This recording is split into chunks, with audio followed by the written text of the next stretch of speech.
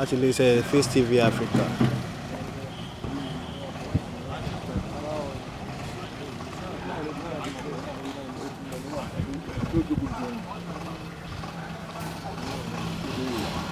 Sure.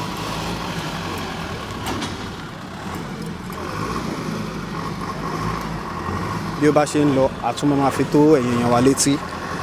A wà níbi ìgbẹ́jọ́ Mr. Adedoyin ní ilé ẹjọ́ gíga ní ìlú Òṣogbo tí ó kalẹ̀ sí Òkè Fíà. Ilé ẹjọ́ náà ni a ti wà yìí láti iléeṣẹ́ Face TV Africa.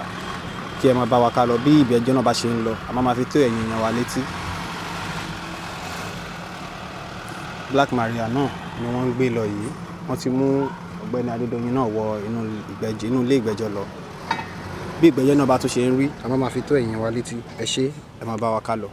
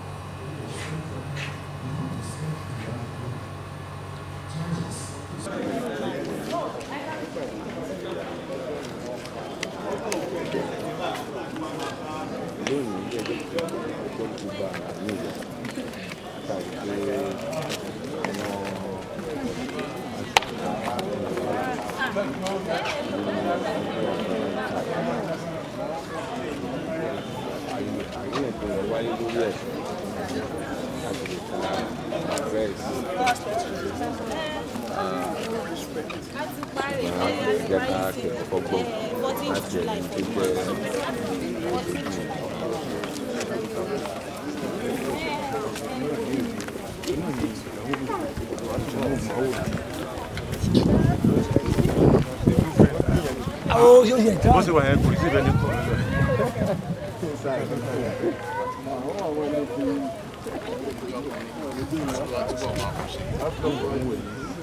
Bí ọkùnrin ẹni tí ó ṣe ojú bàbá Fálànà lónìí tí ó dẹ̀ ṣe iṣẹ́ takuntakun gẹ́gẹ́ bí ti ṣe ń wọ̀ ojú ìwọ̀n wọn ló ṣe.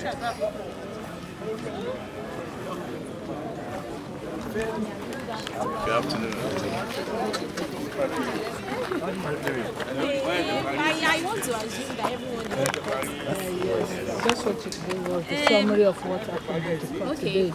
We filed an application for amendment of the existing charge before the court. The respondents, first to seventh respondent, filed their respective counter affidavits opposing the application to amend the charge.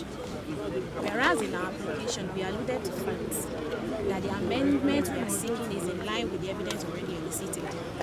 But their contention is that the defendants will be prejudiced by the application for amendment. That if at this stage the charge before the court is amended, the defendant will be prejudiced.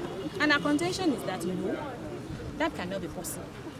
By the rules of court, the prosecution is allowed to amend the existing charge before the court, subject to the permission of the court, which we have done.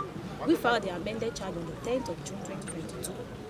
an application to seeking the permission of the court to deem the already amended process as properly filed and served was filed thereafter, and same was moved today. They are opposing the application on the grounds that the learned seal representing the prosecution is biased, having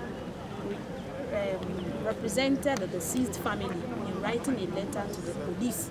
And our contention is that the content of the letter, although the learned seal is the author, but the content of the letter on all fours represents the opinion and the position of the deceased family, who are the nominal complainants in the case. We cited relevant authority, and most relevant of the authorities we cited was the case of Martins versus MRA. In that authority, the Supreme Court said a party, the mere fact that a prosecution is listed as a witness, or the mere fact that a prosecution has made an opinion with regards a charge before the court, does not mean that prosecution will be alleged of bias.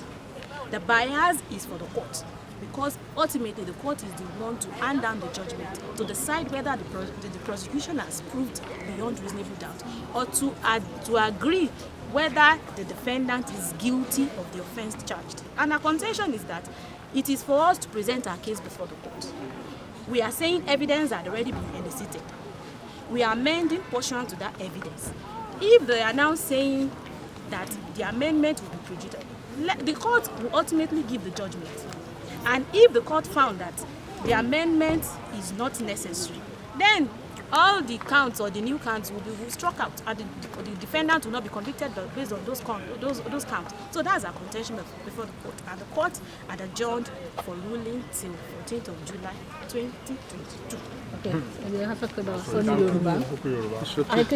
Kí ni kókó nǹkan tó ṣẹlẹ̀ gan nílé ẹjọ́ lónìí? Nǹkan tó ṣẹlẹ̀ nílé ẹjọ́ ni wípé ní àwọn agbẹjọ́rò tí ó ń ṣojú fún ìjọba ó gbé ìwé wá wípé ní cháàjì tó ti wà níwájú ilé ẹjọ́ òun àwọn fẹ́ àmẹ́ǹdì ní ìbámu pẹ̀lú ẹjọ́ tí wọ́n ti rò sílẹ̀ ni wọ́n fẹ́ àmẹ́ǹdì. Prosecution dẹ̀ ń sọ wípé ní àwọn ò rẹ́dí àti tún kéèsì àwọn ẹjọ́ àwọn ṣe, àwọn ò rẹ́dí àti pẹlẹ́rìí mi, àwọn ò rẹ́dí àti rojọ́ mi ò bọ̀ ẹjọ́ tó ti wà ńlẹ̀ òun náà ni àwọn fẹ́ àmẹ́ǹdì cháàjì yẹn láti níbàámu pẹ̀lú ara wọn. Àwọn lọ́yà defendant wá fáìlì pé ní rárá àwọn ò lè gbà pé ó máa affect àwọn. So lẹ́yìn atótónu adájọ́ àjọ fún ruling lórí bóyá a lè amend àti bóyá a lè amend. So that ìyẹn ni nǹkan tó ṣẹlẹ̀ nílé ẹjọ́ lẹ́nu. Wọ́n dẹ̀ ti adjourn sí 14th of July 2022. Thank you. Èyí ni tó ẹ̀yìn ni wọ́n gbọ́ ní agbẹjọ́rò tó ń ṣojú fún olóògbé Timothy Adegoke, àwọn ni ẹ̀ ń wò tí wọ́n ń lọ yìí. Gẹ́gẹ́ bí ẹ ṣe gbọ́ ohùn wọn, ilé ẹjọ́ ti sún ìgbẹ́jọ́ náà sí ọjọ́ 14 oṣù tó ń bọ̀, which is of 14 of July ọdún tí a wà yìí. Èyí ni àfihàn bí gbogbo ṣe lọ ní ilé ẹjọ́ náà ní ìní. Ní báyìí a fẹ́ ṣe ìfọ̀rọ̀wérọ̀ pẹ̀lú ìkan tàbí méjì lára àwọn èèyàn tí wọ́n wà níbí ní èní. Ẹ̀yin àwọn akẹ́ máa bá wa ká lọ.